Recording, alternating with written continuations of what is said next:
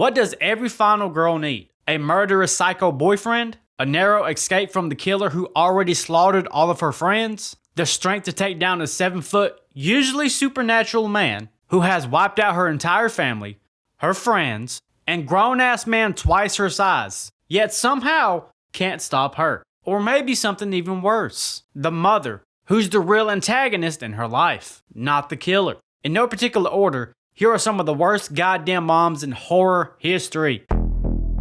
Christina Carpenter. This is the shortest one, so I'll get this one out of the way. The old mysterious Christina. Billy Loomis's high school booty call when he wasn't getting any from Sydney. Stupid. Fast forward to Scream 5, our introduction to her daughter Tara. You know, after being viciously stabbed multiple times, got her shit snapped up so she couldn't walk. Christina was too busy at some conference in London to come check on her nearly gutted daughter. Where's Mom? She's stuck at a conference in London. At least she made that phone call though. She called me earlier. Yeah, for all of 10 minutes.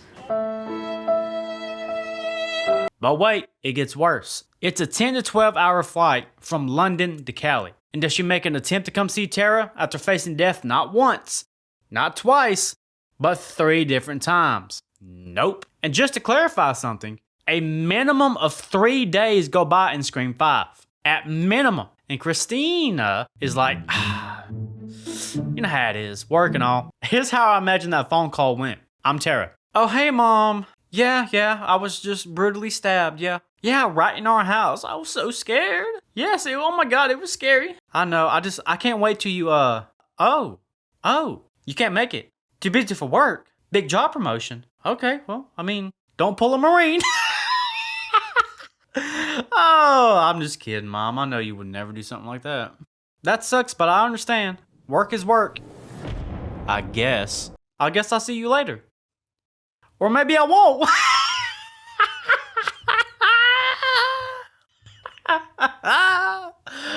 Oh, Mom, you're killing me. You're killing me. Wait. So is the killer?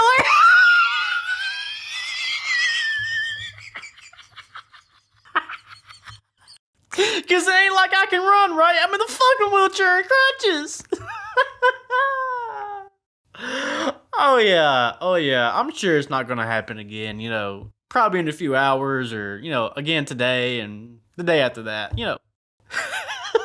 Or hell, maybe even in a few hours when we get off the phone when the hospital is just mysteriously fucking empty. With no staff, no janitor, and then move it to a private floor for more security, yet they only put one motherfucking cop there. Sometimes this hospital is just mysteriously as empty as your fucking soul is, Mom. You know, God forbid this happens again next year when I move literally all the way across the country to get away from this shit. Yeah, college, I know, fucking crazy, right? You know. Okay, Mom, okay, yeah. I hate you too. Bye-bye. Elaine Parker. Our first introduction to Elaine Parker. Miss Parker! Is when she comes home sometime late in the early morning, like 1 a.m. What are you still doing up? It's past 1. Disregarding her daughter Kristen's plea for conversation about these awful nightmares she's been having. Mom, I'm still having those awful dreams. But she wants nothing to do with that. She wants to go get fucked. Or maybe I should say get some Honey, I've got a guest. And you don't want to keep him waiting. That's right. I don't. And a few hours later, in that same early morning, after Kristen had some more bad dreams, judging by her messy hair now and bedrobe, she just got plowed to come see her daughter, assumingly try to self-delete herself. And you would think that after a major event like this, that Mrs. Parker would commit some time to her daughter's recovery. But instead of committing to that, she commits her daughter to Weston Hills so she can go get a straitjacket. Instead of trying to be her daughter's rock throughout this hard time, she tells the doctors, she just slit her wrist for attention. She's just trying to get some attention, that's all, and I'm not gonna play one of her little games with her. Now take in mind, Mrs. Parker was one of the parents a part of that mob that burnt Freddy Krueger. So she knows Freddy, and she has to be aware of the mass hysteria and multiple teenagers that claim Freddy was after them in their dreams and ended up dead. Sorry that you and your tennis pals torched this guy and now he's after me? And I know the claims will be outrageous, and I know this belief will be easy to suspend. Logically, it doesn't make sense, but you know something fishy is going on here. But Elaine Parker is probably the most ignorant, most moronic, just blatantly ignoring her daughter's. But kudos to Kristen and the Dream Warriors for surviving Freddy in the most popular and applauded Nightmare on Elm Street film to date. But unfortunately, the fuckery continues. Because in a sequel, Nightmare on Elm Street 4, The Dream Master, the first thing we see Miss Parker do is isolate her daughter from her friends. Kristen, get the hell away from that house! Andale! And then she speeds off in a fit of rage. And finally, when it's Kristen and her back at the house, Kristen tries to point out that she doesn't exactly have an appetite because two of her friends died on the very same day.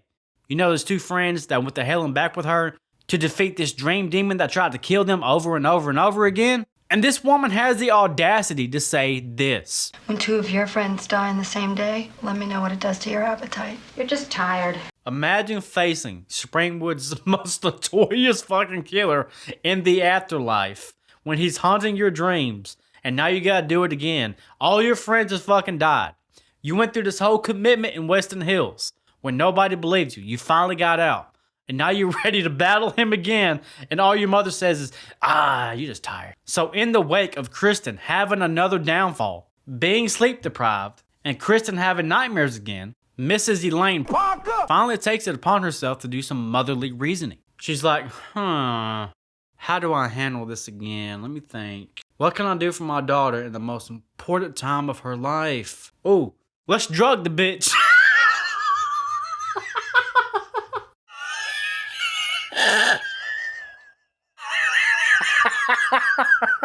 And she wonders why Kristen goes up in flames. GG, Mom. GG. Mother of the fucking year, buddy. Oh, yeah. Well, I guess you're no longer a mother now, are you, Mrs. Elaine Parker?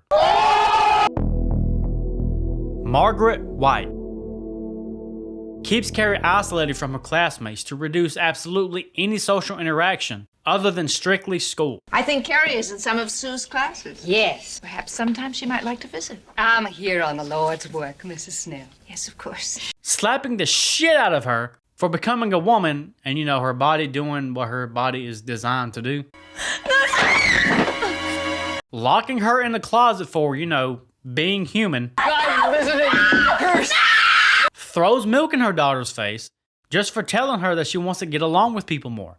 And maybe go to prom with this nice boy. Well, please see that I've got to start to try and get along with people better. I've been invited to the prom. It's too late for me to...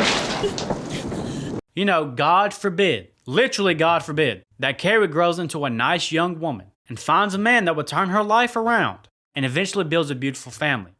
But no, boys. Boys. The boys. To the blood come the boys, like sniffing dogs, slobbering and trying to find out where that smell comes from. And tells Carrie if she does go to prom that she's gonna pick up and leave town. I mean, damn. It's not enough that Carrie is bullied by everybody in school for Margaret not educating her about her own body. Which kudos to Carrie because she did her own research and educated herself. They're called breasts, and every woman has them. But the fact still remains that Carrie never had anyone to look up to, or to have somebody as a secondary spine or a crutch to lean on, which is what a mother should be. Instead, she uses the fear of religion and warps it to her liking in order to keep Carrie in whatever tunnel vision she seems fit that day, even hurting herself as a manipulation tactic, doing whatever she possibly can to keep Carrie from going to that dance. Stop it, Mama! Stop hurting yourself, Mama! Until it kept going and going and going until Carrie finally fucking snapped and nearly got everybody killed. Now granted, Carrie going to that dance was a big mistake, but Margaret put Carrie in that position. Carrie didn't put herself in it. She just wanted one normal night to have some innocent social fun. But instead, Carrie's entire traumatic life all built up into a heated moment and now over 70 people are dead in the wake of the biggest prank to date. And that sealed the deal. All for her wonderful mother. It's not enough to kill Carrie's sanity after all of this unfolded, so her mom's like, I'll kill Carrie too. Thanks, Mom. Marge Thompson. Our introduction to Marge Thompson comes from the infamous birth of the Nightmare on Elm Street, a tale about her daughter Nancy, having to face off the infamous slasher Freddy Krueger after her friends and her boyfriend all get picked off one by one. We first see Marge arguing with Nancy's father, Donald, at the police station. Hello to you too, Donald. Marge. And by the way, Marge hardly ever blinks. It's very strange. It's weird. The morning after Tina's death and the police station scene, Marge wastes no time setting up her priorities and sets up her 7 a.m. morning swig after trying to keep Nancy from leaving the house. Where do you think you're going? School. You've no business going to school today. And take in mind, Nancy's best friend was just killed. Never once do you see, in that police station scene or this morning after scene, Marge asks her daughter, "Hey, are you okay? How can I help? What can I do for you?" Nothing. Her father does. How you doing, baby? Matter of fact, looking back now, her mother kind of berates her in the police station instead of trying to comfort her. Maybe you don't think murder is serious. How can you say I don't take her death seriously? So after Tina, Rob then dies. And at the funeral, Donald says, "Get my baby home and let her rest." You better keep her home for a few days until she really gets over the shock of this. But nope. The second Marge hears Nancy mention Freddy, she's like, "Fuck that. I'm sending you down south to the clinic to get your crazy ass evaluated." I've got something better. I'm going to get her some help. Her best friends are being killed. She's having nightmares about the guy doing the killing.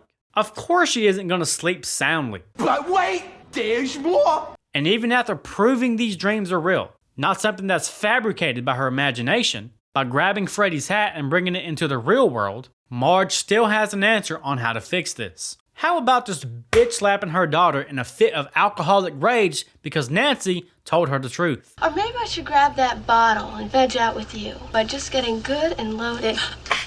And if that's not enough, how about making their house into a prison by securing the windows with security bars? Can you say fire hazard? Pretty ironic, huh? So it's at this point that Marge can no longer play dumb. Security from what? Not from what? From home. Marge finally comes clean to Nancy about what happened in the past and who Freddy is. But she has to have her liquid courage to do so. And you would think that now that they talked everything out, the truth is out into the air. The weight has been lifted from the chest. The boiling point has simmered down between them. That they can finally relax a little bit about the situation. But the only way Marge can relax is... Give me the fifth, I'm drinking while I'm taking a piss. Woo! And does the binge drinking stop? No, it doesn't. Nancy could have stopped her boyfriend Glenn from dying, but no. Marge had to lock her daughter in the house to continue the alcoholic abuse, both emotionally and physically. Blah, blah. Until Freddy himself said, "God damn, Marge, if the drink ain't gonna kill you, I will." And he finally did. Maureen Prescott.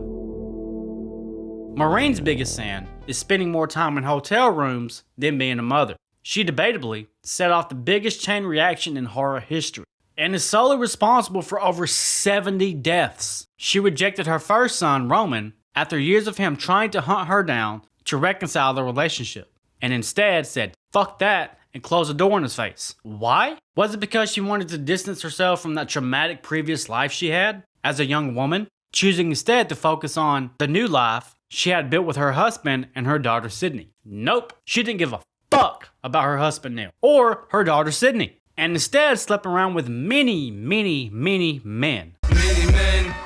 Slept with Maureen, even in their own home, where she later was killed. Many men, including Cotton Weary, as well as Hank Loomis, the father of her daughter's boyfriend, Billy Loomis. So Maureen's many affairs and her decision to shut Roman out of her life set this chain of events in motion. Roman eventually plots his revenge by giving Billy Loomis proof that Maureen was having an affair with his father, giving some slop top to Hank Loomis. Billy, enraged by what the affair had done to his family, teams up with Stu Macher and the two murder Maureen. This affair had already shattered the Loomis family. Mrs. Loomis left after discovering Hank's infidelity. Thanks, Maureen. Later, after Billy's failed attempt to kill Sidney in his death, Mrs. Loomis seeks revenge. She recruits Mickey, an already active serial killer, and the two target Sidney in retaliation for Billy's death. Thanks, Maureen. This story ultimately comes full circle when Roman, Maureen's first abandoned son, emerges as the director of Stab 3,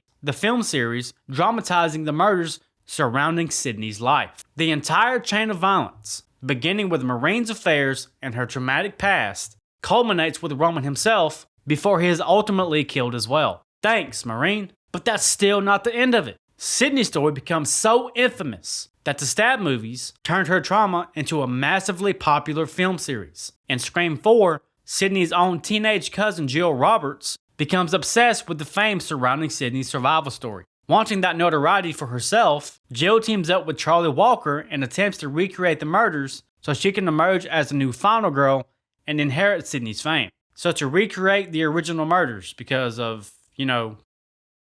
thanks, Maureen. Scream 5 follows suit. The killers, Amber Freeman and Richie Kirsch, are motivated by their anger and disappointment with the direction of the Stab franchise. They want to create a new series of real murders to inspire a better sequel. Again, time back to the original motive of Maureen motherfucking Prescott. Scream 6 shifts the setting to New York City and focuses on Sam Carpenter, revealed to be Billy Loomis's daughter in the previous film, and her sister Tara. This time the motive is just straightforward revenge, as Richie's family seeks retaliation for his death. They secretly operate under false identities while orchestrating another Ghostface killing spree, targeting Sam, Tara, and her friends. They defy all logic, enrolling in the same college faking names, and being an NYPD cop faking names, and no one in the entire world can recognize their faces, despite social media being an intricate part of the film's motive. The Ghostface killings following them literally across the country. But hey, Ghostface is gonna do what Ghostface is gonna do. They wanted revenge for Richie, who was obsessed with the Stab movies that are about Maureen motherfucking Prescott. Spoilers for Scream 7 if you haven't seen the film. Scream 7 returns to Sydney's story once again. Her neighbor becomes fixated on Sydney's memoir, Out of Darkness, the book that she wrote in Scream 4, about her traumatic life following the events surrounding her mother, Maureen. That obsession ultimately drives her neighbor to become the next Ghostface, showing how the ripple effects of Maureen Prescott's past continue to affect Sydney's life in the future, even decades later. Hell, even when Sydney's just trying to sleep in these films, this chick has to show up in her dreams and fuck up the game plan. Sydney can't even sleep without her mother fucking up her day. That's going to wrap this video up, guys. Thank you so much for taking part of your day to kick it with me. You know I appreciate it. I'm still working on some more 10 Things videos, but if you would like a part 2 to this, feel free to comment down below. I had a list as long as I have a long list. This could probably become a 10-part series, but only if you want it. Let me know. With that being said, if you have any theory about any horror movie whatsoever, feel free to drop it in the Discord. The Discord is absolutely free. It's just a hangout spot. You can come tell me about your day, how good it was, how bad it was. We talk about movies, music, gaming, life. Talk some shit to each other. It's a good time. I also have a YouTube membership where you get early access to all my videos. You'll get shoutouts, priority replied comments, custom emojis, loyalty badges. Sometimes I do giveaways, members only videos. It's very beneficial for you and me. Plus, you'll be supporting me in this channel. Don't feel obligated, but feel free to check it out. With that being said, I'll see you next week in another 10 Things video. I love you all. Adios.